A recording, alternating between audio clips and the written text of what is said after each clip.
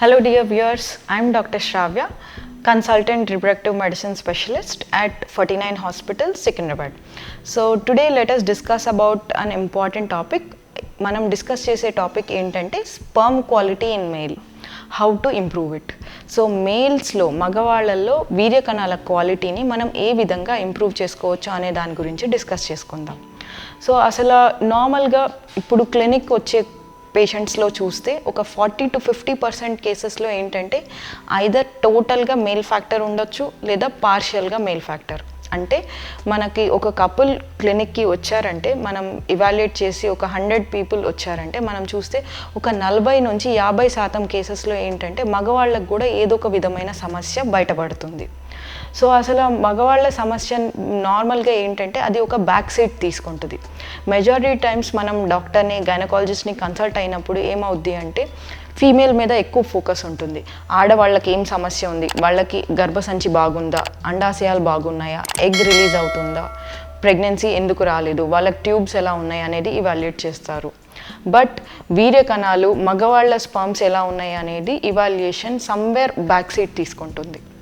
So దీనికి main ఏంటి reason అంటే ఒకటి విల్లింగ్నెస్ ఫర్ ఇవాల్యుయేషన్, అంటే మగవాళ్ళు విల్లింగ్నెస్ ఉండకపోవచ్చు. రెండోది ఏంటంటే మన ఫోకస్ కూడా ఎక్కువగా ఏంటంటే ప్రెగ్నెన్సీ అంటే ఆడవాళ్ళకి రిలేటెడ్ సమస్య అనే అపోహ చాలామందికి ఉంటుంది. సో బట్ మనం డిస్కస్ చేసుకున్నట్టు మగవాళ్ళకి ఆల్మోస్ట్ 30 to 40% కేసెస్లో మేల్ రిలేటెడ్ కాజెస్ ఉంటాయండి. సో ఇటువంటి కేసెస్ అండ్ మగవాళ్ళ సమస్యలు చాలా వరకు ఏంటంటే స్పర్మ్ క్వాలిటీ కరెక్టబుల్ కాజెస్ కూడా ఉంటాయి. సో మనం అసలు ఇవాళ డిస్కస్ చేసుకునే టాపిక్ ఏంటంటే అసలు స్పర్మ్ క్వాలిటీని ఎలా టెస్ట్ చేస్తాము అండ్ సెకండ్ థింగ్ దాన్ని ఎలా ఇంప్రూవ్ చేసుకోవచ్చు. So sperm quality normal test చేసేది ఏంటంటే సింపుల్ నార్మల్ సెమెన్ అనాలిసిస్ అండి, అంటే వీర్యకణాల test. So main primary thing ఏంటంటే మనం వీర్యకణాల టెస్ట్ ఒక స్టాండర్డైజ్డ్ ల్యాబ్, ఎందుకంటే ప్రతి ల్యాబ్కి ఒక పారామీటర్స్ ఉంటాయి. సో ఒక స్టాండర్డైజ్డ్ ల్యాబ్లో కన్నా మీరు వీర్యకణాల టెస్ట్ చేయించగలిగితే మనకి బేస్ లైన్ సెమెన్ అనాలిసిస్ ఎలా ఉందో తెలుస్తుంది. దాన్ని బట్టి అసలు స్పర్మ్ క్వాలిటీ ఇంప్రూవ్ చేయాల్సి ఉందా, సెమెన్ శాంపుల్ బాగుందా బాగాలేదా అనేది మనకి అర్థమవుతుంది. సో ఈ సెమెన్ శాంపుల్లో మనం మెయిన్గా చూసేది ఏంటి అంటే కౌంట్, అంటే వీర్యకణాల కౌంట్ ఎలా ఉంది, దెన్ మోటిలిటీ అంటే కదలికలు ఎలా ఉన్నాయి, అండ్ సెకండ్ థింగ్ మార్ఫాలజీ అంటే చూడటానికి స్పర్మ్స్కి ఒక పర్టికులర్ షేప్ ఉంటుంది. సో ఆ పర్టికులర్ నార్మల్ షేప్లో ఉన్నాయా లేదా. సో ఇవి ఎందుకు ఇంపార్టెంట్ అంటే వీటి వల్లే స్పర్మ్స్ నార్మల్ షేప్లో ఉంటేనే ఫర్టిలైజేషన్ చేయగలుగుతాయి, అంటే ఎగ్ని ఫర్టిలైజ్ చేసి బేబీ ఫామ్ అవ్వగలదు. సో మనం ఈ బేసిక్ సెమెన్ అనాలిసిస్ అనేది ఒక స్టాండర్డైజ్డ్ ల్యాబ్లో చేయగలిగితే మనకి బేస్ లైన్ అర్థమవుద్ది. కాబట్టి ఈ సెమెన్ క్వాలిటీలో ప్రాబ్లం ఉంటే మనం ఏ విధంగా మెజర్స్ తీసుకొని ఇంప్రూవ్ చేయొచ్చు అనేది అర్థమవుద్ది. So what is the methods, అంటే మనం ఏ విధంగా స్పర్మ్ క్వాలిటీని ఇంప్రూవ్ చేయొచ్చు అనేది డిస్కస్ చేయాలి అంటే మెయిన్గా 4 థింగ్స్ కన్సిడర్ చేయాలి. ఒకటి లైఫ్ స్టైల్. సో మనం లైఫ్ స్టైల్ మోడిఫికేషన్ అంటే నార్మల్గా ఈ కాలం కరెంట్లీ స్ట్రెస్ఫుల్ లైఫ్ స్టైల్ అయిపోయింది. Stress will definitely effect fertility and definitely sperm quality. So stress అనేది మనం తగ్గించుకోవాలి. సో ఇట్ కుడ్ బి ఎలా ఉంటుందంటే వీ హ్యావ్ షిఫ్ట్ సిస్టమ్, చాలామంది షిఫ్ట్లో పనిచేస్తుంటారు. సో స్లీప్ డిస్టర్బెన్సెస్ ఉంటాయి, స్లీప్ డిస్టర్బెన్సెస్ కూడా సెమెన్ క్వాలిటీని ఎఫెక్ట్ చేస్తుంది. అండ్ సెకండ్ థింగ్ ఏంటంటే చాలామంది కరెంట్ లైఫ్ స్టైల్లో సెడెంటరీ లైఫ్ స్టైల్ అలవాటు అయిపోయింది. సో మనం ఫుడ్స్ తింటున్నాం, ఎక్సర్సైజ్ ఉండట్లేదు, సో ఒబీస్ అయిపోతున్నాం. సో బరువు ఎక్కువ అయ్యే కొద్దీ కూడా, అంటే ఒబేసిటీ అయ్యే కొద్దీ కూడా వీర్యకణాల క్వాలిటీ అనేది తగ్గుద్ది. అండ్ ఇదే కాకుండా ఇంకో ఇంపార్టెంట్ థింగ్ ఏంటంటే ఆక్యుపేషన్. సో మనం చేసే పని అంటే ఎక్కువ గంటలు మనం ల్యాప్టాప్స్ని ఒళ్ళో పెట్టుకొని పనిచేయటం, లేదా వెరీ హాట్ ఎన్వైరన్మెంట్లో పనిచేయటం, అంటే డ్రైవింగ్ ప్రొఫెషన్లో ఉన్న వాళ్ళు ఆర్ అంటే చాలా మంది petrol stations or coal workers or అంటే హీట్ ఎక్స్పోజర్ ఎక్కువ ఉన్న వాళ్ళకు కూడా వీర్యకణాల క్వాలిటీ తగ్గే అవకాశం ఉంటుంది. సో మన ఆక్యుపేషన్ రిలేటెడ్ కూడా మనకు వీర్యకణాల క్వాలిటీ ఎఫెక్ట్ అవుద్ది. ఇది ఎందుకు ముఖ్యంగా ఎఫెక్ట్ అవుద్ది అంటే వీర్యకణాల ప్రొడక్షన్ టెస్టిస్ అంటే వరి బీజాల్లో అవుతుంది. టెస్టిస్ నార్మల్గా మగవాళ్ళకి బాడీ బయట ప్లేస్ చేసాం. బయట ప్లేస్ చేసి ఎందుకు ఉన్నాయి అంటే వీర్యకణాల క్వాలిటీ మెయింటైన్ చేయాలి అంటే బాడీ టెంపరేచర్ కన్నా ఒక 2 degrees తక్కువ టెంపరేచర్ దగ్గరే వీర్యకణాల ప్రొడక్షన్ నార్మల్గా అంటే ఆప్టిమల్ లెవెల్లో అవుద్ది. సో ఏ విధమైన టెంపరేచర్ రైజ్ ఉన్నా వీర్యకణాల ప్రొడక్షన్ అనేది ఎఫెక్ట్ అవుద్ది అండ్ దేర్ బై క్వాలిటీ కూడా ఎఫెక్ట్ అవుద్ది. సో డెఫినెట్లీ హీట్ ఎక్స్పోజర్ క్వాలిటీని మనకి తగ్గిస్తుంది. సో లైఫ్ స్టైల్ వీటిల్లో పాటు అడిక్షన్స్ అండి, స్మోకింగ్, ఆల్కహాల్ కన్సంప్షన్, వీటి వల్ల కూడా వీర్య కణాల క్వాలిటీ డెఫినెట్లీ ఎఫెక్ట్ అవుతుంది. గుట్కా, చూయింగ్ ఇవన్నీ అలవాటు ఉన్న వాళ్ళకు కూడా.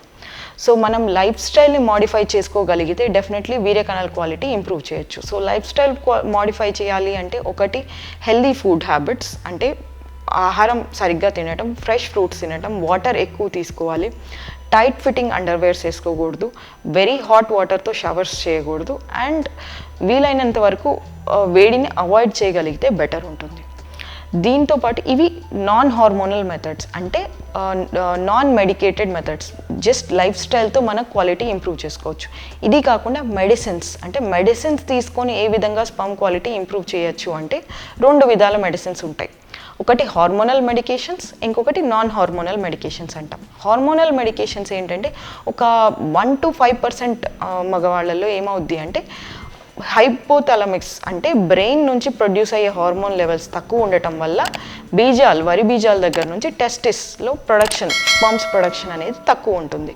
సో మనం బాడీలో హార్మోన్ లెవెల్స్ తగ్గినాయి కాబట్టి సప్లిమెంట్ చేయగలిగితే వీర్య కణాల ప్రొడక్షన్ ఇంప్రూవ్ అవ్వచ్చు. బట్ ఇది చాలా తక్కువ మంది కేసెస్లో చూస్తాం. అంటే ఇది నార్మల్గానే 1 to 5% పీపుల్లోనే ఈ ప్రాబ్లం ఉంటుంది. మెజారిటీ వాళ్ళకి వేరే కారణాలే ఉంటాయి. హైపో అనేది ఒక రేర్ కాజ్.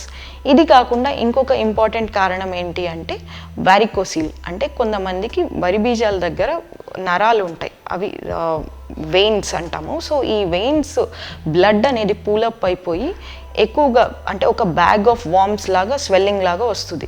సో దీన్ని మనం వారికోసీల్ అంటాం.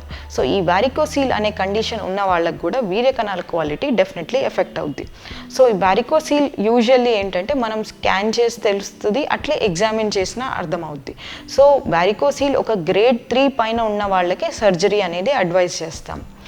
సో ఈ గ్రేడ్ 3 వారికోసీల్ ఉన్న వాళ్ళకి సర్జరీతో డెఫినెట్లీ స్పర్మ్ క్వాలిటీ ఇంప్రూవ్ అయ్యే అవకాశం ఉంటుంది. సో వీటితో పాటు మనం stress, lifestyle, hormone medications and varicocele surgery గురించి తెలుసుకున్నాం. But there are certain non hormonal medications, అంటే మనం యాంటీ ఆక్సిడెంట్స్ ఇస్తాం. నార్మల్గా బాడీలో మగవాళ్ళ వీర్య కణాలు కింద వరి బీజాల నుంచి ప్రొడ్యూస్ అయిన తర్వాత బయటకి రాను it will take at least 70 to 80 days అండి. సో 70 నుంచి 80 రోజుల వరకు ప్రొడ్యూస్ అయిన స్పర్మ్స్ బయటకు వస్తాయి. అంటే రఫ్గా 2 నుంచి 3 నెలల ముందు ప్రొడ్యూస్ అయిన స్పర్మ్స్ బయటకు వస్తూ ఉంటాయి. సో ఈ టైంలో అవి మేల్ జెనిటల్ ట్రాక్ట్లో ఎక్స్పోజ్ అవుతాయి ఆక్సిజన్ స్పీషీస్కి, అంటే రియాక్టివ్ ఆక్సిజన్ స్పీషీస్కి ఎక్స్పోజ్ అవ్వటం వల్ల స్పర్మ్ క్వాలిటీ ఎఫెక్ట్ అవ్వచ్చు. సో యాంటీ ఆక్సిడెంట్ సప్లిమెంట్స్, అంటే antioxidants could be simple as vitamin C, vitamin E, lycopene, astaxanthin, coenzyme Q, ఇలాంటి చాలా యాంటీ ఆక్సిడెంట్స్ మార్కెట్లో అవైలబుల్ ఉన్నాయి. సో ఈ యాంటీ ఆక్సిడెంట్ మెడికేషన్ వల్ల ఏమవుద్ది అంటే మనకి రియాక్టివ్ ఆక్సిజన్ స్పీషీస్ ఎక్స్పోజర్ తగ్గి స్పర్మ్ క్వాలిటీ ఇంప్రూవ్ అయ్యే అవకాశం ఉంటుంది. సో నాన్ హార్మోనల్ మెడికేషన్స్లో antioxidants also is one of the important medicine that we prescribe. So మనం ఇప్పటి వరకు డిస్కస్ చేసుకున్న కారణాలు కామన్గా ఏంటి అంటే lifestyle and hormonal, non hormonal medications. But కొంతమందికి ఏంటి అంటే జన్యుపరంగా వీర్య కణాల క్వాలిటీ అనేది తక్కువ ఉంటుంది. సో ఇటువంటి కారణాలు ఉన్న వాళ్ళకి, లేదా కొంతమందికి ఇడియోపతిక్ కాజ్ అంటాం, అంటే ఎగ్జాక్ట్ కారణం ఏంటో మనకి తెలియదు. సో ఇటువంటి ఫ్యాక్టర్ ఉన్న వాళ్ళకి ఏంటంటే మనం మెడిసిన్స్ ఇచ్చిన స్పర్మ్ క్వాలిటీ ఇంప్రూవ్ కాకపోవచ్చు. సో అండ్ జెనెటిక్ కారణాలు ఉన్న వాళ్ళకి ఏంటంటే ప్రోగ్రెసివ్గా స్పర్మ్ క్వాలిటీ తగ్గుతూ కౌంట్ కూడా పూర్తిగా తగ్గి 0 అయిపోయే అవకాశం ఉంటుంది. సో మనం మెడిసిన్స్ ఇచ్చిన తర్వాత కూడా ఇంప్రూవ్మెంట్ లేదు అనుకోండి, then they might have to go for advanced ART techniques, అంటే ICSI, IVF test tube baby పద్ధతి. అది కూడా ఇక్సీ అనే ఒక పద్ధతి ఉంటుంది, అంటే ఇంట్రాసైటోప్లాస్మిక్ స్పర్మ్ ఇంజెక్షన్. సో ప్రతి ఎగ్లో స్పర్మ్ సపరేట్గా ఇంజెక్ట్ చేస్తాం. సో ఇటువంటి పద్ధతి ఎవరికి అడ్వైజ్ చేస్తామంటే ఒకవేళ మనం మెడిసిన్స్తో కూడా స్పర్మ్ క్వాలిటీ ఇంప్రూవ్ కాని వాళ్ళకి, లేదా జెన్యు కారణాల వల్ల వాళ్ళకి స్పర్మ్ క్వాలిటీ పువర్ ఉన్నా, లేదా ఇడియోపతిక్ కారణాలు, అంటే మనకి ఎగ్జాక్ట్ కారణం తెలియదు అండ్ మనం ఇచ్చిన మెడిసిన్స్తో స్పర్మ్ క్వాలిటీ ఇంప్రూవ్ కాకపోతే డెఫినెట్లీ ఐవీఎఫ్ అనేది అడ్వైస్ చేస్తాం. సో స్పర్మ్ క్వాలిటీ అనేది మనకి ఏ ప్రాబ్లం వల్ల ఎఫెక్ట్ అయింది అని చూసుకొని దానికి తగ్గ medicines and life style modification చేసుకుంటే క్వాలిటీ ఇంప్రూవ్ అయ్యే అవకాశాలు ఉంటాయి. Thank you.